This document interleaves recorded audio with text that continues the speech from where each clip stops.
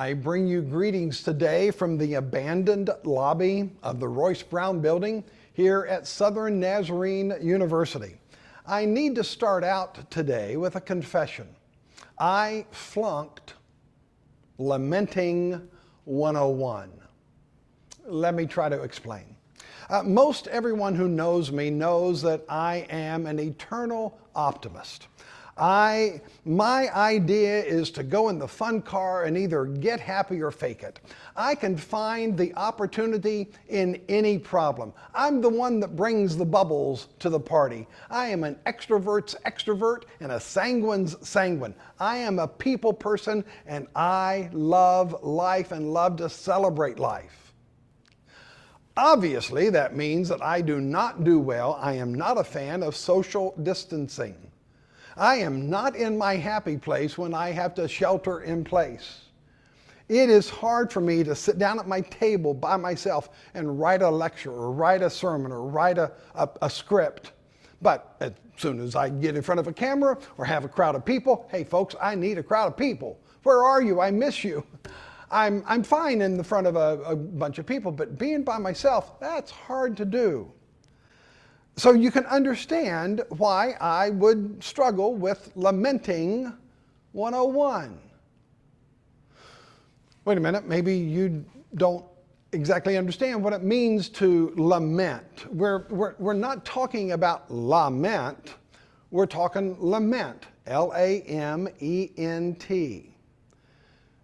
Let me back the truck up some and let me introduce you to this new word maybe. Right now in American history, we are suffering the greatest loss and grief that we ever have in my lifetime. It's gone past even 9/11, I think. And when we are fighting and struggling with all of this deep sense of loss and grief and pain and heartache, that's what the Bible calls lament. Embracing all of this with the presence of God alongside of us, that's called lamenting. And so I want to show you there's lots of opportunities to see this in the scripture. Let me just give you two. One is the whole book of Psalms, and then second is the life and death and resurrection of Jesus Christ. First of all, the Psalms. There are 150 Psalms, and there's a Psalm for every emotion. Whatever emotion you're feeling today, there's a Psalm for that. And so there are Psalms from the mountaintop, and God is great and life is great. There are Psalms for along the journey. God's good, life's good, Jesus is Lord, And then there are songs and Psalms from the pit of despair. Down here where nothing is going right and there's nothing but complaining and arguing and depression and anger.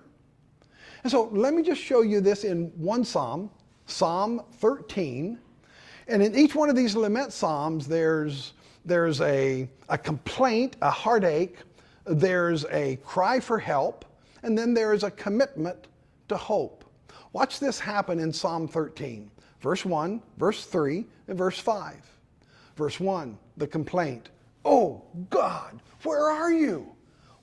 How long is it going to take you to come and rescue us? Has anybody given that cry for help, that complaint? Where are you, God? Number two, there is the complaint, the heartache. Then there is the cry for help. Oh God, if you don't come through, if you don't look at me and find me, I'm going to die. And again, we've heard that all over the place over these last few weeks as we've struggled with the coronavirus. But then number three, underneath all of that grief, underneath all of that heartache and loss, there is this verse 5, this commitment to hope. God, you are our hope. I will trust in your unfailing love. I will choose to sing to God, for he has loved me and he will love me still. Even though we're still in the midst of all of the struggle, we are still crying out to God, and God is in the midst of all of that struggling with us. That's called lamenting. So my friend John Nielsen helped me to understand that this lamenting is not necessarily a negative thing. Lamenting is a positive acknowledgement that God is right here with us in the midst of our struggle.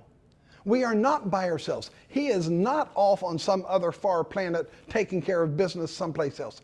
He is right here with us in the struggle, and we can call on His name. Well, let's move from the Psalms to the life and death and resurrection of Jesus. So, what week are we in right now here? We are in Holy Week. This is the week leading up to Easter. And so with my positivity, I just want to jump all the way to Easter Sunday and have a celebration and have a party. But folks, you don't get to Easter Sunday without going through Good Friday. Does that make sense? You don't do the celebration of Easter Sunday without the grief and the heartache and the loss and the pain and the agony and the darkness of Good Friday. And so for us this week, I want to give you and me the permission and the space to lament.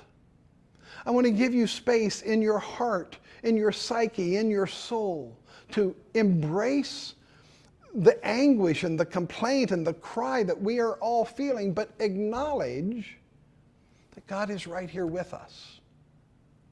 And so this week, as we walk the journey of Holy Week through Good Friday, Black Saturday, and on to Easter Sunday, let's remember that God walks this very journey with us. Thank you for being with me again.